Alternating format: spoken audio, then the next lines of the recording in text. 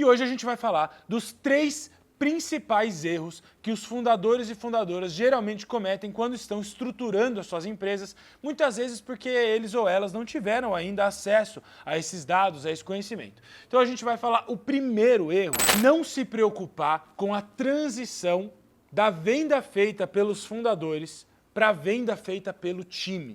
Isso é um erro muito comum que acontece com as empresas. Por quê? Porque quando você funda uma empresa, e principalmente quando você tem um perfil mais empreendedor de negócio, você geralmente é muito bom em vender a sua própria empresa. Você tem uma visão clara, você tem amor e paixão pelo que você faz, você tem brilho nos olhos, você tem uma série de características que te ajudam muito a fazer com que, enfim, você consiga vender a sua empresa melhor do que ninguém. E aí a falta da preocupação com esse comportamento, faz com que você não se preocupe em estruturar a sua empresa para quando ela começar a crescer e você não for mais a pessoa que vai dar conta disso durante o processo de crescimento da empresa. Ou seja, em um determinado ponto, geralmente, quando você passa aqui, inclusive olhando os dados históricos das empresas, quando você passa dos 10 milhões de receita, você acaba tendo uma força para atuar em cima da receita e atuar em cima do resultado muito menor do que quando você era uma empresa um pouco mais enxuta e que você estava ali próximo dos 5, 6 milhões de receita. Quando você está nesse lugar de 5, 6 milhões de receita, você como fundador, ir lá na frente, bater meta, resolver o problema, isso funciona legal. Só que depois de um determinado ponto, deixa de funcionar. Porque basicamente você não tem mais, basicamente assim, imagina, vou fazer uma analogia para você entender o que eu estou falando. Imagina que a gente tem um copo. E nesse copo você está colocando água, que no nosso caso a água aqui é a receita. Imagina que você tem um copinho e você está colocando água e como você, enfim, é a pessoa que detém ali o maior poder de conseguir trazer fluxo de água para essa empresa, estou fazendo uma analogia aqui como se a água fosse a receita, Você é o fundador e aí você está lá colocando água nesse copinho e você consegue encher esse copinho rápido. Quando esse copinho vira um balde, por mais que você consiga colocar muita água nesse balde, vai demorar muito mais para ele encher. E a grande verdade é que quando você começa a contratar um time, e esse time começa a se tornar o responsável por vender por você, ou seja, fazer com que exista essa transição da venda feita pelo fundador para a venda feita pelo time, esse seu time tem uma capacidade de entregar água ou receita muito menor do que a sua. Então, o seu time consegue colocar gotas menores dentro desse balde, enquanto você consegue jorrar um pouco mais de água. Quando você fazia isso num copo, o seu time está ali colocando gotinhas, você dá umas jorradas de água e você consegue ser mais relevante no resultado de encher a água desse copo. Quando esse copo se torna um balde, por mais que você tenha a capacidade de jorrar água ali, você vai fazendo cada vez menos diferença. Tá entendendo onde eu quero chegar? E aí o seu time continua colocando gotinhas e você vai contratando mais gente para colocar mais gotinhas. E você coloca ali, jorra água e a coisa... Você não consegue encher o balde. E muitas vezes, inclusive, o balde está furado. Que é a falta da capacidade de retenção de receita da empresa. Então, se você tem um churn ou uma taxa de cancelamento ali que está próxima dos 2,5%, 5% ao mês, quer dizer que você tem que repor quase metade da sua receita ao ano. Todos os anos. Então, além de você ter dificuldade de encher o balde, muitas vezes seu balde está furado. E aí você não percebe nem que você está com dificuldade de encher o balde, nem que seu balde está furado. E por isso que você atinge platô de crescimento. Então, o meu ponto aqui é que o grande primeiro erro é não se preocupar com essa transição, e essa transição acontece com você trazendo as pessoas corretas, construindo o processo e sendo absolutamente disciplinado ou disciplinada execução desse processo no dia a dia, ok? Vamos para o segundo erro, o segundo grande ponto. O nosso segundo grande ponto é você subcontratar e subinvestir na sua área de go-to-market, nas áreas que compõem a sua estrutura de go-to-market, melhor dizendo. Então imagina que, como nós temos dito aqui, as suas áreas de go-to-market são marketing, vendas e customer success, quando juntas ali, levando um produto ao mercado de forma iterativa. Então esse é o go-to-market que a gente sempre fala aqui. E aí, quando eu falo sobre subinvestir, eu estou querendo dizer que geralmente as empresas acabam investindo uma um percentual das despesas menor do que elas deveriam no momento em que essa estruturação está sendo feita. Qual é o montante, né? Quanto que deveria? Historicamente, uma empresa que fatura até 10 milhões de dólares ou de reais, aqui a gente está falando sobre a ordem de grandeza e não a conversão, não fazendo conversão, aqui não faz muito sentido fazer conversão nesse caso, né? O tamanho da estrutura que entrega 10 milhões é similar em diferentes países, né? Você deveria ter mais ou menos 40% das suas despesas sendo investidas nessa estrutura de go-to-market. Beleza? Então, juntando ali especialmente marketing e vendas, deveriam estar ali puxando 42% dessa sua capacidade de investimento. Quanto mais a empresa cresce, esse número tende a aumentar, né? Indo ali para 49% até os 25 milhões e se mantendo em 49%, 50% até os 100 milhões de receita. Né? Então, como a maior parte de vocês está com menos de 100 milhões de receita, eu não vou me preocupar em tratar as empresas que vêm depois disso.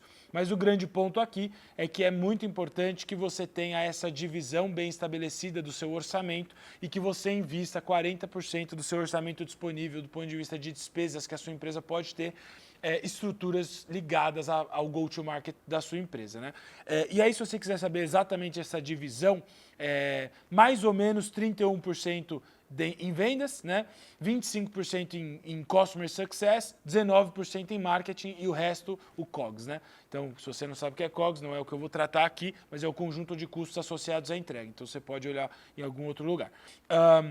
E aí, conforme a empresa vai crescendo, aumenta um pouquinho ali o percentual de investimento em vendas, né? Então, vendas muda ali de 31% para 41%.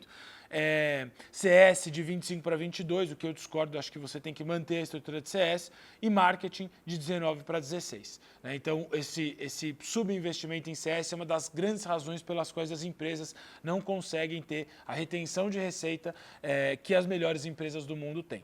E aí, obviamente, aqui a gente está analisando os dados das melhores empresas do mundo, porque a gente quer, com esse canal aqui, dentro da Scient, dentro de tudo que a gente faz, o nosso objetivo é diminuir a distância entre as empresas que jogam a Champions League do mundo, né, a Copa do Mundo, e as empresas brasileiras. Então, como a gente está se comparando com as melhores, eu estou trazendo as métricas das melhores, né? Porque você pode muito bem ter uma empresa aqui no Brasil que tem métricas tão boas quanto as empresas que estão lá no Vale do Silício, que eu conheço, inclusive, empresas aqui no Brasil que têm esse nível, ok?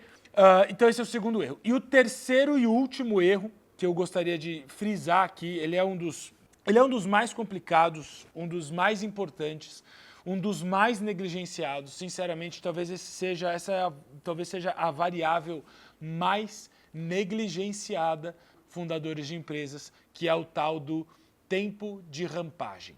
O que é tempo de rampagem? Você deve saber, mas se você não sabe, é a quantidade de tempo que uma pessoa de vendas leva para atingir a produtividade média esperada para a cadeira dela. Né? Então, geralmente, vamos supor ali que um vendedor dentro da sua empresa é capaz de entregar 5 negócios a um ticket médio de 100 mil reais por mês todos os meses. Né? Eu acho que são números hipotéticos. Se a empresa tem um ticket médio de 100 mil reais, é muito mais provável que esse vendedor entregue 2 a 3 negócios por trimestre do que qualquer outra coisa. Mas tudo bem, vamos supor.